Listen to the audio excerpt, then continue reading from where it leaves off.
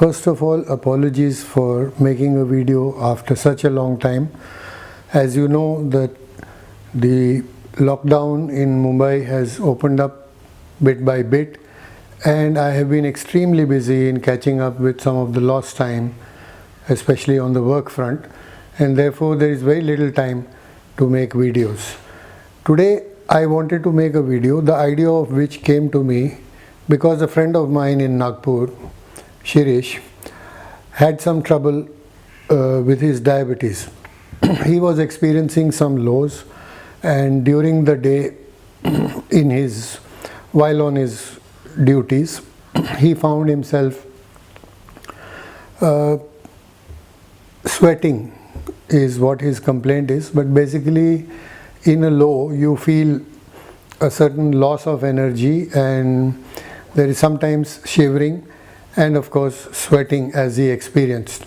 So I asked him for a list of the medicines that he takes for his blood sugar control, and as I had assumed, there was a particular drug in there which according to me is highly avoidable, and that was the idea behind making this video, that I talk about certain drugs which have very bad side effects, especially in sugar control or diabetes, which is my subject.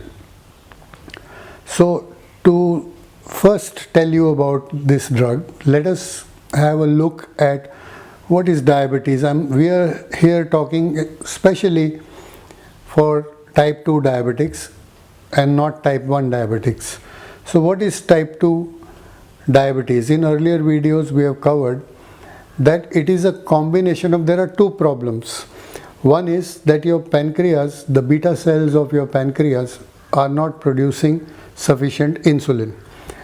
The second problem is that the cells in the body, all over the body, which means that the muscle cells, liver cells, fat cells, the cells in the body have become insulin resistant.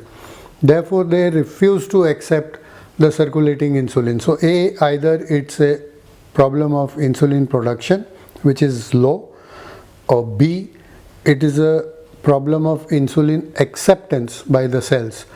In 99% of the cases, type 2 diabetes is a combination of both of these elements. And I have earlier also said that if the insulin resistance is in muscle cell or in hepatic cells, which means the liver cells, or in the fat cells, would create different scenarios, different type of diabetes status for the patient, and we'll go into that later. For now, let's talk about the medicines that are prescribed and some of the side effects which are really avoidable. So as a first line of defense, a medical practitioner or your doctor is going to prescribe you a drug called metformin when you first report elevated blood glucose levels. Metformin is a class of a drug known as a biguanide, and it works in stopping or reducing the production of glucose in the liver. Production in the sense, liver does produce glucose and stores it as glycogen, but that reprocessing of glycogen back into glucose is reduced or slowed down by metformin. And secondly, it works on the insulin receptors of the various cells, and also in a way treats your insulin resistance so that you become more sensitive to insulin. So these are the two different pathways or different actions of metformin. Further, metformin has been around since the year 1957. That's a year before I was born. It's one of the oldest drugs we have known, and therefore it is very safe because it has undergone tremendous amount of trial and error.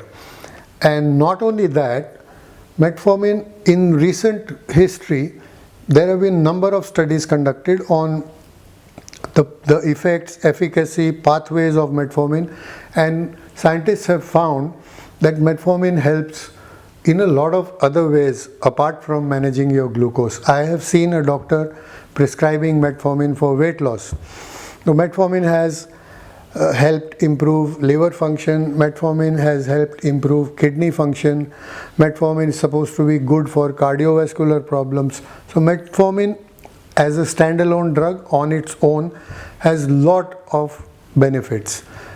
Many a times when the numbers are little higher than expected or wanted by the medical practitioner, they tend to prescribe a combination pill which contains metformin and another drug. That class of drug is known as a sulfonylurea. These drugs normally start with the letters GLY or GLI and end with IDE, glimepiride, glibenclamide, glyburide, lot of names. So GLI, GLY is the beginning and IDE is the end, and this is sometimes combined with metformin. Many a times it is prescribed as a standalone, separate from metformin. Now what these sulfonylurea drugs do is that they act on the beta cells of the pancreas to secrete more insulin.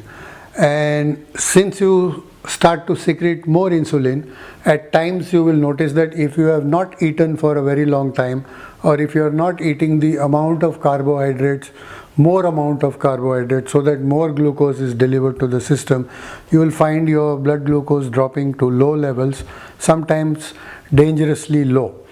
My problem is not that. My problem is that since as we discussed in the earlier part, that diabetes type 2 is a problem of production of insulin and B, a problem of insulin resistance. So since our pancreas are already not producing to the required level, they are not producing insulin, or in a sense that they are compromised or damaged, it doesn't make good sense to push them or make them overproduce insulin by any action whatsoever. It can cause your pancreas to collapse over a period of time depending on your diabetes status, and therefore these drugs are highly avoidable. When I started my diabetic journey sometime in 2007, my doctor first prescribed me this kind of combination pills. And I remember a particular incident when I checked myself, I was at 73, which is such a good number to have.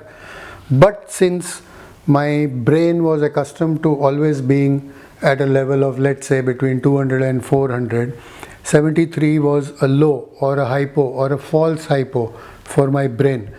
And at 73, I have completely frozen. I couldn't lift my hand to take out a pen from my pocket. So I can understand how Shirish was feeling because of the ill effects of these drugs. These are avoidable drugs, and if you are taking them, it's better to try to control your blood glucose with food rather than with drugs which are more harmful than the disease itself. Thank you so much.